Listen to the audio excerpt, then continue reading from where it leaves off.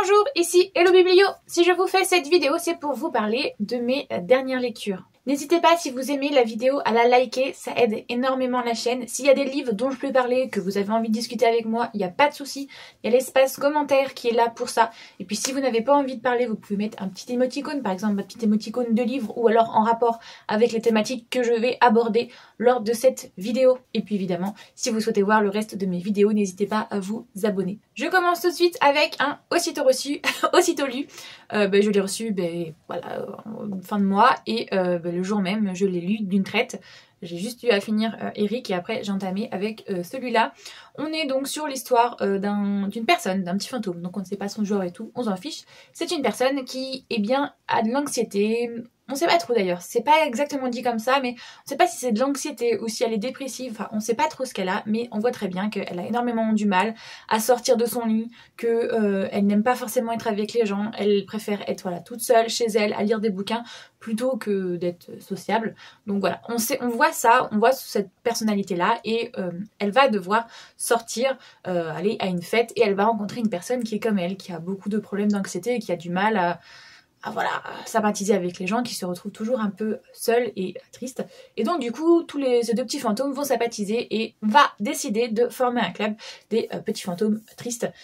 Mais dans ce tome-là, du coup, on a les résultats de l'affiche et on a du coup une personne qui a décidé de venir se rajouter dans le club. À la base, ils étaient 2, maintenant ils vont être 3. Et ça va être ça tout le long du bouquin, en fait. On va voir comment ce petit fantôme, qui lui, à la base, s'était fait un ami, c'était déjà toute une épopée, se rend compte que non, ça va prendre beaucoup trop d'ampleur et que lui, déjà, avoir une personne, c'est énorme pour lui. Donc il n'est pas capable de rentrer dans un club, même si l'autre, du coup, veut absolument former un club. Voilà, donc il va y avoir une troisième personne qui va se ramener à ce studio, donc ça va faire un trio, mais quand on est 3, il y en a toujours un qui se sent délaissé et tout. Et ça apporte pas mal justement de questionnements sur, pareil, quand on a des amis, des fois on se sert un peu de trop, ou voilà, on est un peu jaloux parce qu'il s'entend mieux avec un de nos potes et tout. Je trouve que c'est très bien traité, c'est très bien fait. Pareil, on en revient sur l'anxiété, la sociabilité, je sais pas utiliser les bons termes peut-être, et je m'en excuse, voilà. Mais on en revient sur ce côté assez sombre, assez triste que peuvent ressentir certaines personnes. Et franchement, j'ai adoré. C'est une histoire que je recommande. Et il y a un tome 3 et j'ai très très hâte de le lire. Dès qu'il sortira, je l'achèterai celui-là aussi. C'est très bien, j'adore. C'est simple et efficace, tout ce qu'on aime. On commence tout de suite par, du coup, quand on prie La Bonne Étoile, qui est un Twist and Tale, une revisite de Pinocchio. Et si la Fée Bleue n'était pas censée aider Pinocchio. Je ne sais pas si vous connaissez cette collection, mais il commence à avoir, voilà, vous voyez derrière moi, il y en a un certain nombre sur à peu près tous, hein, on va pas se mentir. Là, je sais qu'ils vont d'ailleurs sortir prochainement sur Arthur le Merlin l'Enchanteur. Donc j'hésite encore à le prendre celui-là parce que justement c'est ce que je vais vous expliquer. Donc là on est sur une réécriture de Pinocchio, plus particulièrement sur la Fée Bleue, la fée qui enchante Pinocchio pour qu'il devienne un petit garçon à certaines conditions.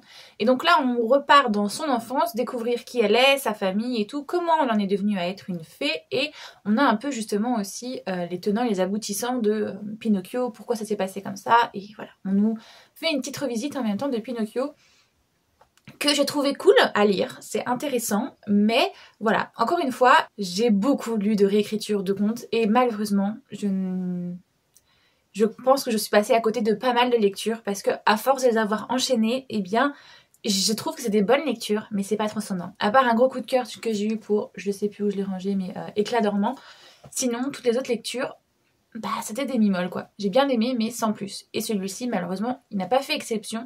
Donc c'est l'histoire de Chiara qui a une sœur et un frère et très clairement elle dans sa fratrie elle est l'altruiste, la très gentille, voilà, qui fait jamais un pas de travers. Quant à sa sœur, sa petite sœur, elle, à l'inverse, c'est une personne assez égoïste, assez égocentrique et qui a tendance à vouloir toujours un peu attirer l'attention sur elle. Et d'ailleurs elle veut devenir une star de la chanson.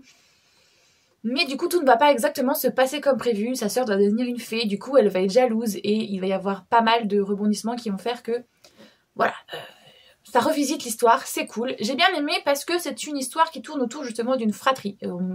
plus particulièrement là d'une sororité. On a la relation sœur-sœur qui est très développée et du coup c'est pas mal parce que c'est pas une romance nanani nanana. Non, là on est vraiment sur les liens de la famille, voilà, ce qui est bien, ce qui est mal, ce qui est fait avec des bonnes intentions, même si c'est une connerie. Est-ce que ça vaut pas autant qu'à l'inverse, quelque chose qui est fait avec des mauvaises intentions? Enfin, je sais pas comment l'expliquer, mais voilà, on a un peu les barrières du bien et du mal qui sont franchies à plusieurs moments, mais est-ce que c'est pardonnable ou pas? Donc j'aime bien, franchement, c'est une bonne revisite. Mais comme je vous ai dit, c'est pas un coup de cœur. Et j'ai oublié de vous dire que du coup, eh bien ce livre faisait partie de ma palle des 12 livres à lire durant l'année. Donc c'est bon, ça en fait un de écrémé déjà. Je suis très contente de moi. Voilà, donc un sur les 12 déjà. On commence bien l'année. Le premier mois, la première lecture de fête. Ensuite, eh bien, j'ai enchaîné avec une autre lecture, une autre réécriture de conte. Happily Never After, l'histoire de Gaston. Donc, on est sur Gaston, ce qui s'est passé avant La Belle et la Bête, comment il en est arrivé à le gars qu'il est. Eh bien, c'était un jeune garçon d'une famille d'aristocratie, de nobles, et il était malheureusement très mal loti par la nature. Il était maigrichon, il était très moche et voilà, il avait pas beaucoup de cheveux et il avait, comment on dit ça, pas la lèpre, mais voilà, il avait la peau avec plein de pustules, de boutons et tout ça, donc bon, très clairement, il n'était pas gâté par la nature et sa famille lui faisait bien sentir puisqu'il a un petit frère et une petite sœur, c'est lui l'aîné, et son frère, il est, voilà, exactement comme son père le veut, hyper viril, chasseur, voilà, c'est l'archétype du Gaston que nous on connaît dans le dessin animé. Et donc du coup il a un peu de mal à asseoir son autorité d'aîné et à devenir aussi l'héritier que son père veut puisque il ne correspond pas aux stéréotypes qu'il aimerait. Donc voilà, il est mal aimé, ils vont faire une partie de chasse et durant cette partie de chasse il va se faire attaquer par des loups.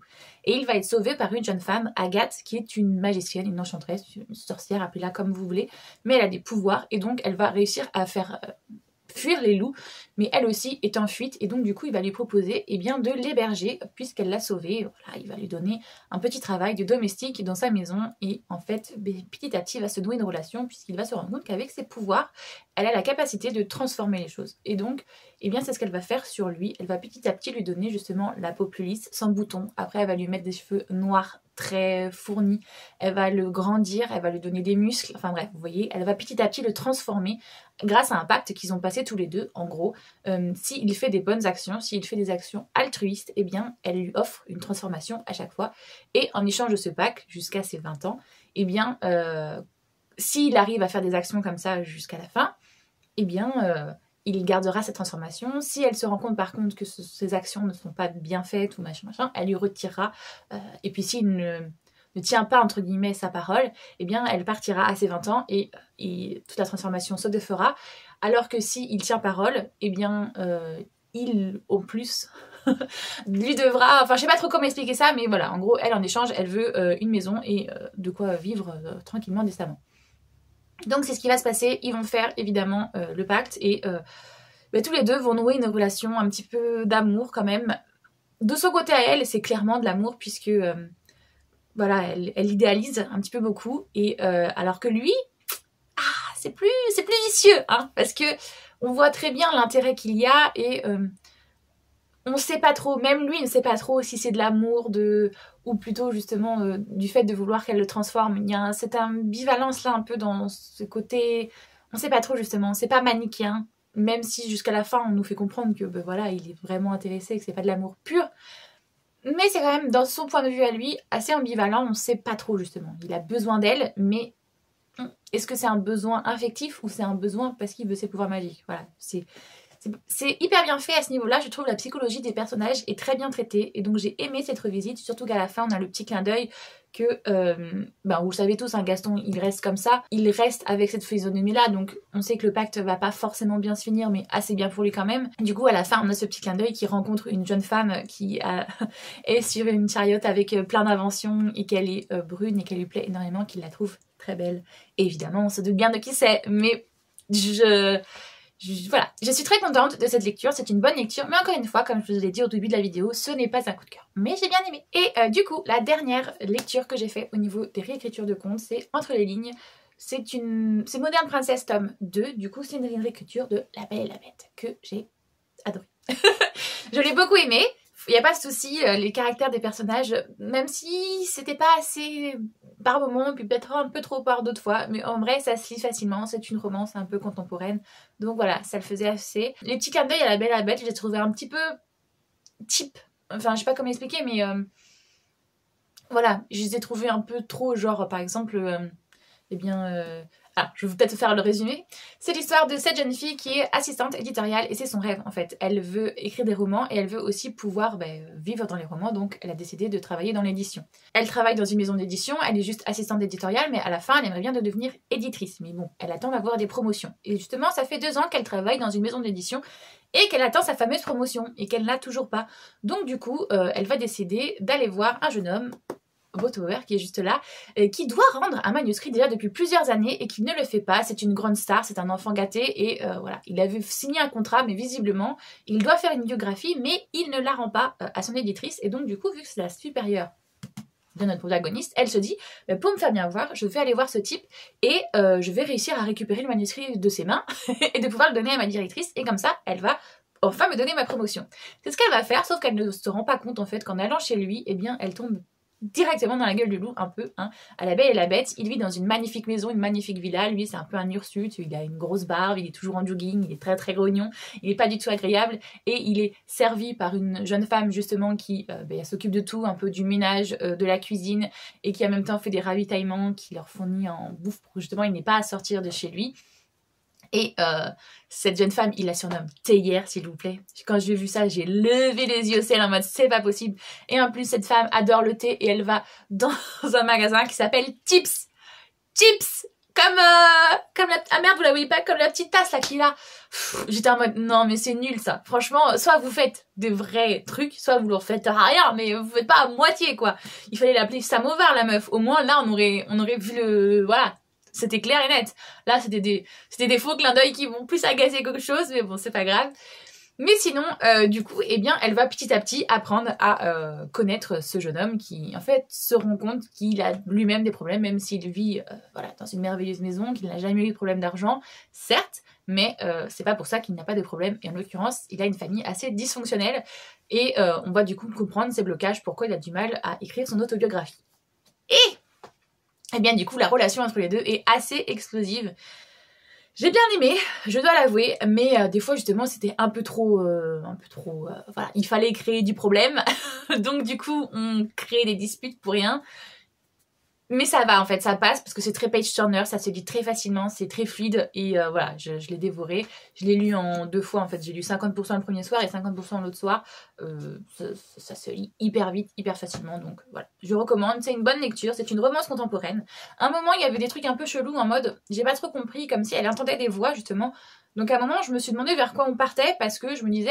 est-ce qu'elle nous fait vraiment une romance contemporaine ou est-ce qu'elle part dans un truc peut-être un peu plus fantastique, un peu plus mystique, parce que quand elle est dans la baignoire par exemple, elle entend des voix, une personne lui parler, et ça c'est pas résolu d'ailleurs à la fin, je comprends pas pourquoi ça a été là si ça ne sert à rien, mais bon, c'est pas grave, c'est comme ça. Donc voilà, j'ai bien aimé cette lecture, comme je vous ai dit, je l'ai dévorée, mais on n'ira pas jusqu'à un coup de cœur non plus. Je vais vous reprendre ça maintenant début février, donc ma palle a un petit peu changé, les réécritures de contes c'est fini, et on attaque avec les romances. Alors là, il y a une romance que j'ai reçue en SP de Mass Critique Babelio, donc je vais vous la présenter, mais sinon le reste c'est des BD que je viens d'emprunter à la médiathèque, donc c'est pas tout à fait de la romance, mais au fil de mes futurs updates, vous verrez qu'il y aura beaucoup plus de romances ce mois-ci, c'est normal, c'est le thème, si vous avez vu ma palle, vous savez de quoi je parle. Donc je commence tout de suite avec la première romance que j'ai lue ce mois-ci, le premier livre, c'est Feeling Good de Margot B de chez Butterfly Édition.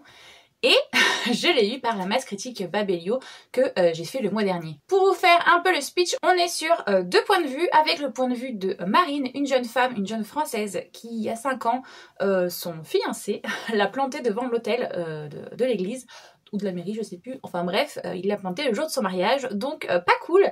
C'était il y a 5 ans en arrière, elle était une jeune française et elle a décidé justement pour mettre sa vie, voilà, pour partir d'un nouveau pied, d'aller vivre en Angleterre, et donc son frère jumeau l'a suivi et ils ont créé une librairie café, enfin voilà, un petit salon de thé comme ça, et du coup cette jeune femme, et bien comme vous pouvez vous en rendre compte, elle est un peu le cœur brisé et voilà, elle est pas à la recherche de quelqu'un, elle est encore en train de penser son pauvre petit cœur. Et de l'autre côté, on a Matthew, un jeune américain, qui lui aussi a son cœur un petit peu brisé, mais pas pour les mêmes raisons. C'est un Navy Seal, donc c'est un soldat de l'armée américaine, mais genre c'est le Big Elite, tu vois, c'est le sniper qu'ils envoient quand il faut tuer Ben Laden et tout, donc on est quand même à un petit level assez élevé. Et ce jeune homme, justement, ça fait plusieurs années qu'il est dans les Navy Seal et il est dégoûté de la vie, il a du... Enfin voilà, il est là parce que ses frères d'armes et tout, c'est sa famille et tout, mais très clairement, on sent que le burn-out est pas loin du tout, il aime plus du tout son travail, il aime plus ce qu'il fait, voilà, ça va pas. Et ces deux jeunes personnes, du coup, ont un entourage que j'adore, qui est assez folklore. Elle a un frère jumeau qui, du coup, va lui créer un compte sur Instagram. Et lui, il a toute une équipe, toute une frère d'armes, justement, avec qui il fait ses missions, qui vont lui créer aussi un compte Instagram. Et les deux comptes vont se parler à travers le jumeau de Marine et à travers les frères d'armes de Matthew.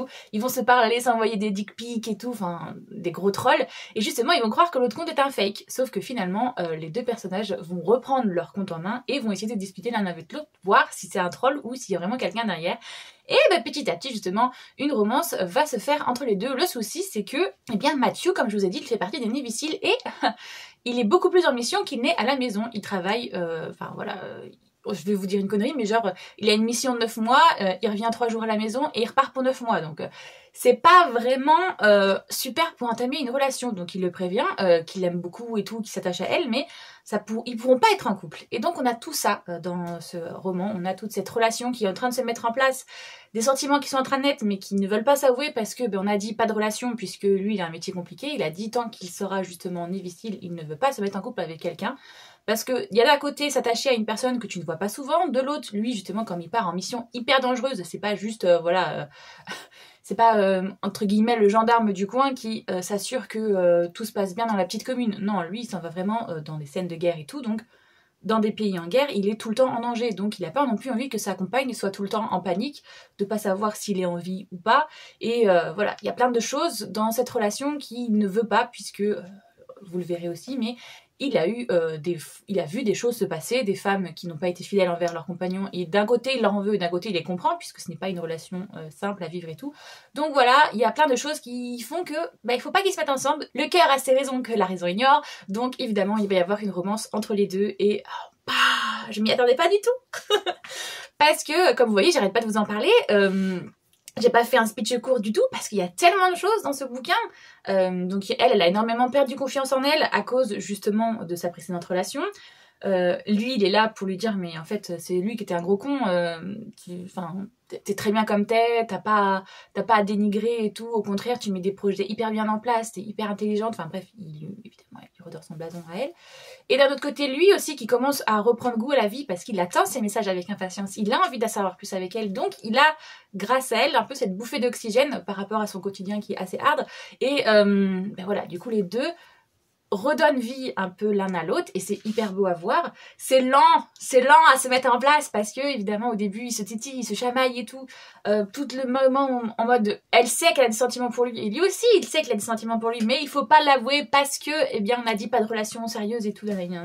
Ça aussi c'est long.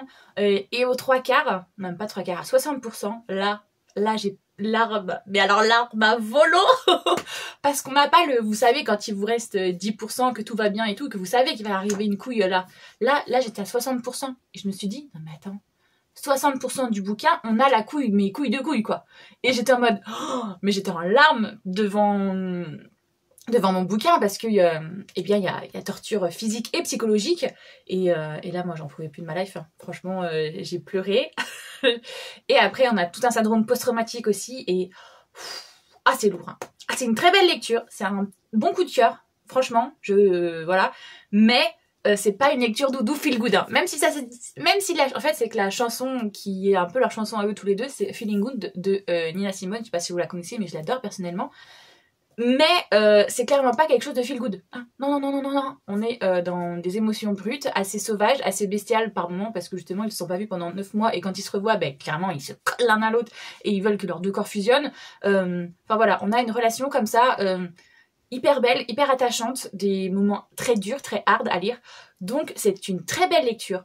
mais que je ne conseille pas du tout aux âmes sensibles, parce que moi qui suis pas âme sensible, je vous le dis clairement, j'ai utilisé 2 Kleenex. Hein. Je me suis bouchée des 60% jusqu'au allez 75%. J'étais en PLS, j'étais en mode non mais s'il vous plaît, sauvez-nous. Et vers les 80%, 85%, ça commence à aller mieux, mais voilà.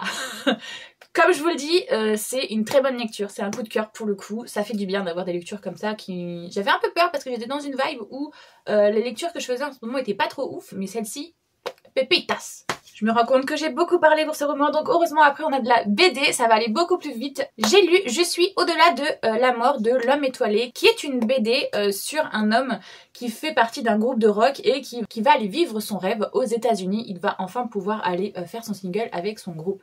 Le problème c'est que genre un mois de partir enregistrer son disque aux États-Unis, on lui apprend qu'il a un cancer des poumons si je me trompe pas, et donc du coup il va devoir mettre en place tout un traitement, toute une chimio pour évidemment éradiquer le cancer.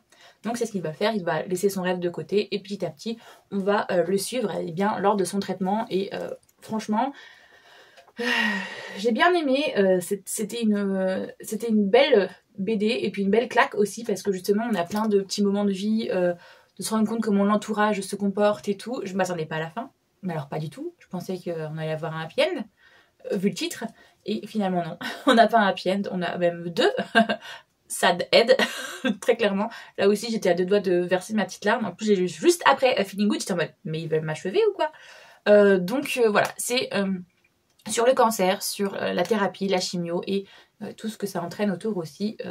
J'ai un beau-père qui malheureusement a vécu ça il y a 2 ans, donc voilà, je sais de quoi ça parle. Les descriptions des effets secondaires, eh bien, je les ai vues. Donc voilà, franchement, c'est très bien fait. Et si vous ne connaissez pas le sujet et que vous voulez vous y intéresser, lisez cette BD, franchement, elle décrit très bien les symptômes, les effets secondaires et tout ce que ça entraîne derrière. Donc franchement, très bonne BD. J'irai pas jusqu'à dire coup de cœur, mais voilà, une très bonne lecture. Alors ensuite, j'ai lu Les étoiles s'éteignent à l'aube. Je crois que c'est une adaptation, si je me trompe pas, d'un roman. Et bien j'étais perplexe parce que je suis allée complètement à l'aveugle. Je ne savais pas de quoi ça parlait. J'ai juste vu que c'était une nouveauté à ma médiathèque. Donc je me suis dit, allez hop, je le prends, on va voir de quoi ça parle. On est sur l'histoire d'un jeune homme qui a été élevé par un homme qui découvre qu'il n'est pas son père et son père va débarquer et très clairement son père est un ivrogne, c'est un alcoolique et son père très clairement est en train de faire une cirrhose donc va décéder et lui demande de l'accompagner pour faire un dernier voyage avant sa mort et lui permettre de mourir en tant que guerrier puisqu'il est métissé. Alors je sais plus c'est quelle tribu amérindienne, Ojibé, je sais plus c'est quoi le nom, enfin bref. Donc voilà, on a ce récit-là d'un jeune homme qui en veut énormément à son père, puisque son père ne l'a pas élevé, il l'a abandonné, il l'a laissé à un autre homme, et de ce père qui essaye d'expliquer à son fils pourquoi il a fait ce qu'il a fait, et de lui transmettre du coup sa vie. C'est assez dur, franchement, on va pas se mentir, c'était encore une fois pas une lecture feel good. Vous voyez, les graphismes sont comme ça. Je saurais pas trop quoi vous dire parce que c'est une lecture que j'ai faite, mais que j'ai pas plus apprécié que ça, mais que j'ai pas détesté non plus. Je l'ai juste faite en fait. J'étais mitigée entre ok, je comprends que le père il veut s'expliquer, il a vécu des choses pas faciles et donc du coup c'est pour ça qu'il est comme ça. Mais d'un autre côté, je comprends le fils en mode ben ouais, mais moi j'y suis pour rien. Et t'as gâché ma vie en gros. Enfin voilà. Donc je sais pas. Cette lecture, je suis mitigée. J'ai bien aimé, mais pas tant que ça non plus. Je sais pas trop en fait où le message veut nous emmener. J'ai pas compris quel était le but de ce livre, donc voilà. Réaction à chaud, mitigée. Et ensuite, comme je vous l'ai dit dans d'autres vidéos, je fais le prix de la lecture, le prix des lecteurs plutôt, de la médiathèque où je travaillais avant. Et du coup, je fais le prix pour la BD. Et dans la sélection, il y avait cette BD, donc je l'ai empruntée pour pouvoir la lire et me faire un avis, puis voter selon ce que j'ai lu. Géant au pied d'argile. Comment vous expliquer ça? C'est l'histoire d'un homme qui est visiblement anciennement basketteur. Oui, il est très grand, donc je pense que ça se passe au Canada. Lui, il est américain et c'est un ancien basketteur universitaire. Mais je sais pas s'il était professionnel ou quoi, mais voilà, il y a le basket qui est très prégnant. Et il se sent pas bien, il a cette rage au fond de lui, il veut comprendre pourquoi. Et lui, il part du principe que justement, son père ayant fait la guerre, il y a peut-être en fait des mémoires transgénérationnelles et voilà, il veut comprendre où il en est. Et du coup, il a pris une année sabbatique, parce que je crois qu'il est professeur d'université, et il fait des recherches sur son passé, sur le passé de son père, pour comprendre est-ce que il y a une raison, puisqu'il a 2 enfants, dont un fils qui, comme lui, est assez agressif, se bagarre beaucoup à l'école, et quand il pose la question à sa mère lui dit qu'il était aussi comme ça quand il était petit. Donc il se dit, il y a peut-être un truc en fait, pourquoi de père en fils on est hyper agressif. Donc voilà, il mène une enquête. Alors ça me pose pas de problème, c'était au contraire le passage qui me plaisait le plus, parce que on a plusieurs intrigues en même temps. Là où il mène l'enquête pour savoir ce qui s'est passé, même si on s'en doute beaucoup de ce qui s'est passé, parce que son père a fait la guerre du Vietnam, si je ne me trompe pas. Voilà, ça me plaisait bien ce passage. Mais par contre, les passages de vie, j'avais envie de mettre des coups de boule, mais stratosphériques, quoi. Parce que, justement, il y a plusieurs questions dans son couple qui se posent, que, en gros, il est un peu complexé du fait que lui, c'est l'homme blanc américain et il gagne moins d'argent que sa femme qui visiblement a une origine ethnique, je ne sais plus laquelle. Donc voilà, il a un petit complexe d'infériorité à ce sujet-là. Il y a pas mal aussi de questions d'inné. Est-ce que sa femme n'est pas innée en fait dans le fait de s'occuper des enfants? Les femmes, en gros, entre guillemets, c'est hyper sexiste, mais voilà, il y a ce questionnement-là à un moment de dire que ouais, l'homme il est pas très à l'aise avec les enfants, donc c'est pas lui de les élever, c'est à la femme. J'avais envie de... Voilà.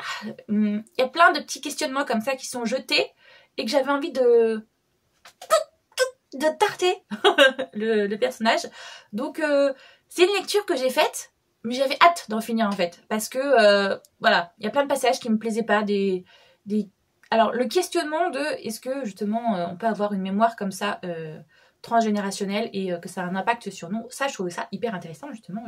Comme je l'ai dit, je suis plus d'accord. Mais toutes les réflexions sexistes, sociétales et tout, là j'avais juste envie de fuir très loin. Donc voilà, je l'ai fini, mais c'est clairement pas un coup de cœur. Et je vais pas dire que c'est une bonne lecture parce que non, j'ai pas pris mon pied à le lire. Au contraire, j'avais hâte d'en finir. Donc, moi j'espère que tout va bien pour vous, que vous avez fait de bonnes lectures et je vous fais tout plein de gros bisous.